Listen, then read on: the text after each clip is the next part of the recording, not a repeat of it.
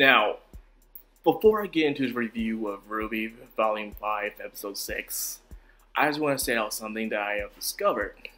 As you know, since the beginning of Volume 5 and on to now, there hasn't been any action scenes at all in this show. But despite that, it's still enjoyable. I believe that the action's going to be all towards the end, and that's just what it is. It makes sense to me. But however, I see in some Facebook pages and some forums online that people are pretty much war-torn about this. Some people saying that this is a really good season because it gets time to see the characters truly develop after their crisis after Beacon, and now they found their resolve. Because Volume 4 in a way was a time of mourning, now Volume 5 is a time of resolve, a time to take action, a time to act. While others are saying it's boring because there's no action in the show. And it seems like probably a little bit more than half of the RWBY community don't care much for talking, dialogue, or little less character development. And that's pretty much sad. Look, RWBY isn't a shonen, people. There's going to be times, there's going to be episodes in any kind of show that isn't shonen where it's going to be mainly about talking, dialogue, character development, okay? Not every show is going to be about action, action, action. I don't want action if there isn't a reason for it. And that's not what RWBY's all about. They don't fight just because to fight, just to please the fans. They fight because they have to, and that's it. There's nothing to fight. There's no reason to show it.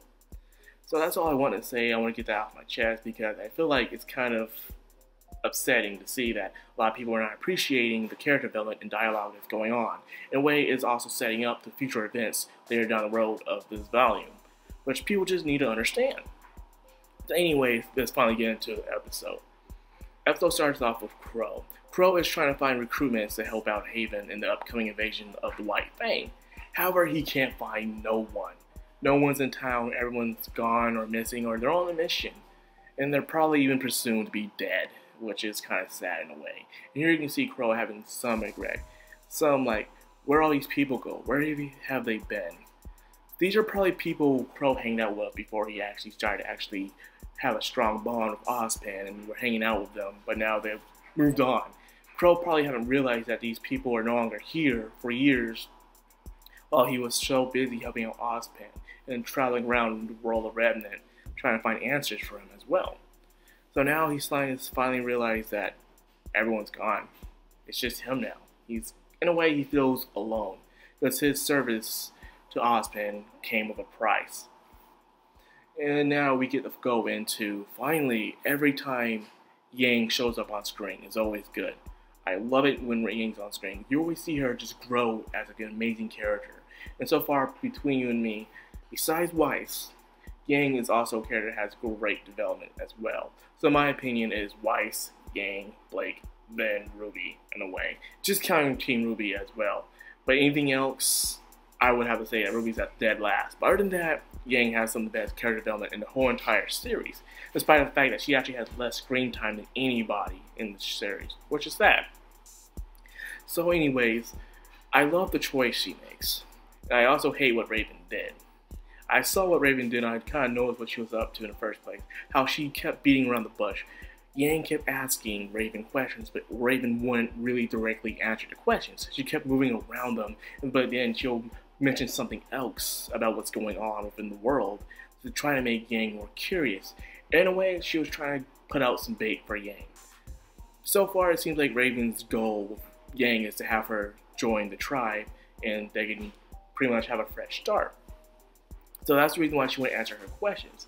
Besides, it wasn't just the fact that she didn't trust Ozpan and think that Qrow is a lost cause, but she also feels like that she didn't want Yang to be a part of it. But however, Raven is just too selfish. In the way where they came from, you kind of understand that though. For instance, she actually dropped a bombshell on us. As we all know, not everyone comes to these academies just to protect mankind and make the world a better place. Some for fortune, fame, or even some dirty deeds. And apparently Ravencrow originally went there to actually find ways to kill Huntsman, which was a big shocker for me. I know they were bandits, but dang. But as it went on, it kind of went through my mind like, yeah, this makes sense actually, because like Raven said, of course they can take care of the Grimm, but they also need someone who's strong enough to take care of Huntsman that will try to stop the bandits, because after all, Raven and her people aren't good people. They're bad guys. They're bandits. They steal and kill and do whatever they can just to get money and live. Rules of the jungle, baby. So, in this now, I'm seeing how things are like now. I guess Crow had a change of heart, because instead with Raven, Ozpin was keeping an eye on them, even before they started to actually become a full-force team.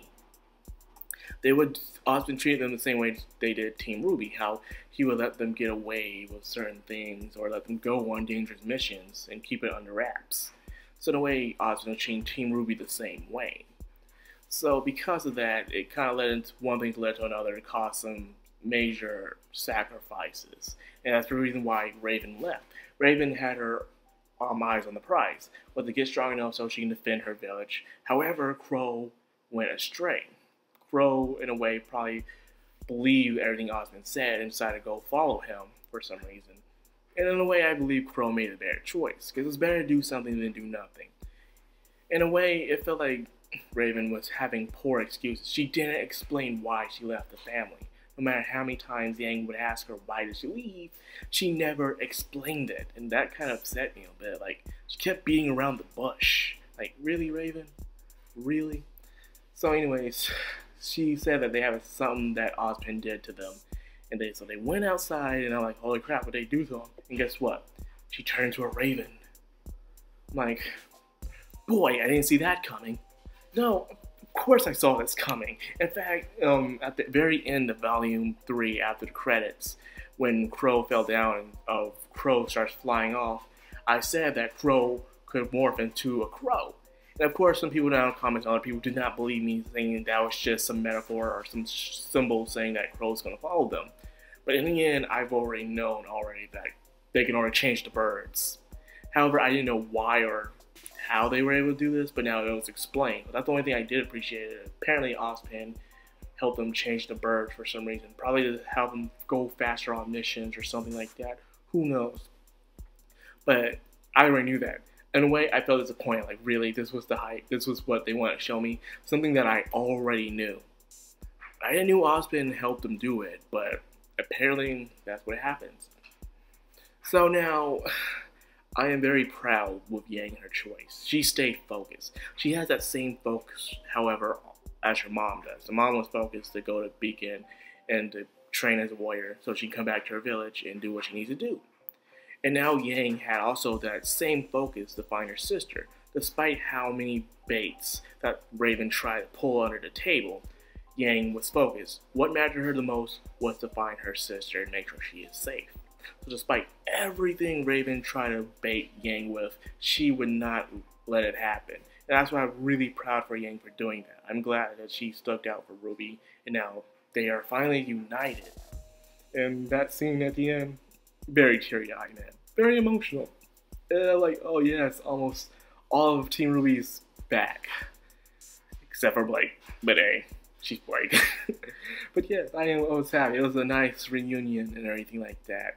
And as I was going through the episode, I realized how ignorant that Yang and Weiss really are about what's going on. As you all know, Ruby knows what's going on and everything, and Blake knows a little some white thing, but that's it. However, when it comes to Weiss and Yang, they really don't know anything. They're kind of way kept out in the dark, but yet again, it was because of their situations, they don't know much what's going on. So I like to see Yang's and Weiss' reaction, see how they would feel about what's going on in the world right now, how much it would surprise them, because like you see, Yang didn't believe nothing what Raven was saying. However, Weiss kind of had this sense of like, it's a possibility, and I won't be surprised. So I'm very surprised that Weiss had the most opened up mind in that situation. So yes, I did enjoy this episode. It was very good. It showed some consequences Crow had for joining Ozpin, and it showed how focused Yang is to finding her sister. Nothing would ever stop her from doing it. I was glad. And I was glad to see them hug everything out, and probably nice little they'll just talk and see what was going on in their adventures over this past months. Well, good episode. I enjoyed it. I'm excited to see what happens next week. Because, man, probably next episode will be more about Blake or something. Who knows? But I'm excited. So, if you guys like this video, please leave a like, comment, subscribe. I'll be much obliged. Just Naruto Anime, sign out.